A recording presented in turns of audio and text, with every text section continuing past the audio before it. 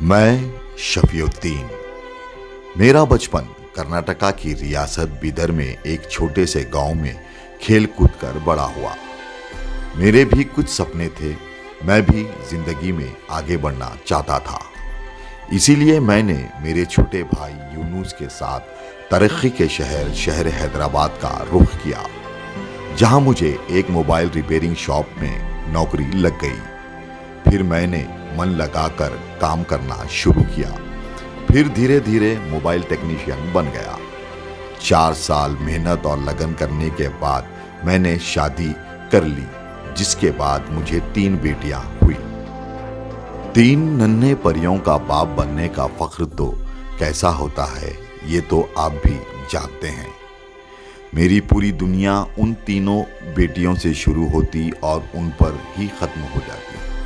रोज काम पर जाता तो कोई ना कोई मेरी परी फरमाइश करती, तो उनके लिए कुछ खिलौने या कुछ खाने की चीज घर लेकर आता। दिन भर की थकान के बाद जब रात को दरवाजा खटखटाता, तब घर से आवाज आती, अब्बू आ गए। फिर उनके चेहरों की खुशियां देख मेरी सारी थकान दूर हो जाती। मैं भी अपने बेटियों का मुस्तकबिल बनाने हर दिन दोपहर कोशिश करता। छुट्टी का दिन होता तो उनके साथ खेलने लगता और फिर शाम होती तो उन्हें घुमाने भी लेके जाता था। मैं भी हर बाप की तरह फिक्रमंद होता। घर के किराए से लेकर राशन, दूध वाले से लेकर उनके स्कूल की फीस, कभी कम कभी ज्यादा उनकी हंसी के किलकारियों में मुझे और हिम्मत मिलती और आगे बढ़ने का जज्बा मिल जाता था। इसी सिलसिले में मैं मुंबई जाकर अपने साथी के साथ कारोबार को आगे बढ़ाने के लिए कुछ सामान लाने की तैयारी कर लिया था। मैं जब जाने की तैयारी कर रहा था, तब वो नन्हे परियां रोने लगे।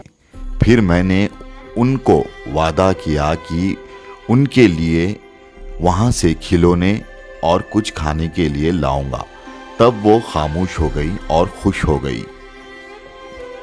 फिर उनका रोना खुशी में बदल गया। मुझे क्या पता था, मैं जो सफ़र पर जा रहा था वो मेरी ज़िंदगी का आखिरी सफ़र होगा। जब 1 हफ्ते बाद वापस लौट रहा था, तब उन मासूमों से मिलने की खुशी और उनके खिलौने देखने की खुशी मुझे रात भर नहीं सोने दे रही थी। मैं अपनी सीट पर बैठा हुआ था और अपने सामने पुलिस वाले देखकर मुझे हिम्मत आ गई थी। इस ट्रेन में चोर और लफंगों का डर मेरे दिल से तेजी से दूर होने लगा।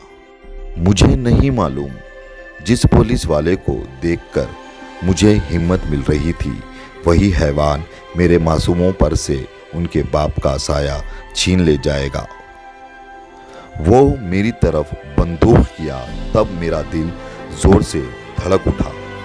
कुछ लम्हे में मेरे मासूम बच्चों का मुस्तकबिल मेरी आंखों के सामने घूम आया। फिर मुझे मेरा रब का ख्याल आया तो हिम्मत से शहादत की उंगली उठाकर कलमा पढ़ने लगा। तब गोली मेरे सीने से पार हो गई और मैं दुनिया से अलविदा हो गया। मुझे ये नहीं मालूम मुझे किस चीज़ की सज़ा दी गई, मेरा कसूर क्या था। मैं अपनी ज़िंदगी की छोटी छोटी खुशियाँ लूटने में मसरूफ़ था, लेकिन इस हैवान ने चंद लम्हों में मेरे मासूम बच्चे और बीवी से उनका सहारा छीन लिया।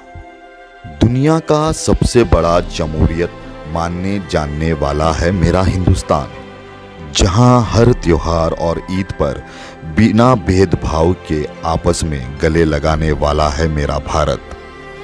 बिना मजहबी दीवार देखे एक दूसरे के लिए खड़े हो जाने वाला मुल्क है मेरा इंडिया। ना जाने मेरे हिंदुस्तान को किसकी नज़र लग गई, जहां एक आम आदमी डर के सहारे में जी रहा है।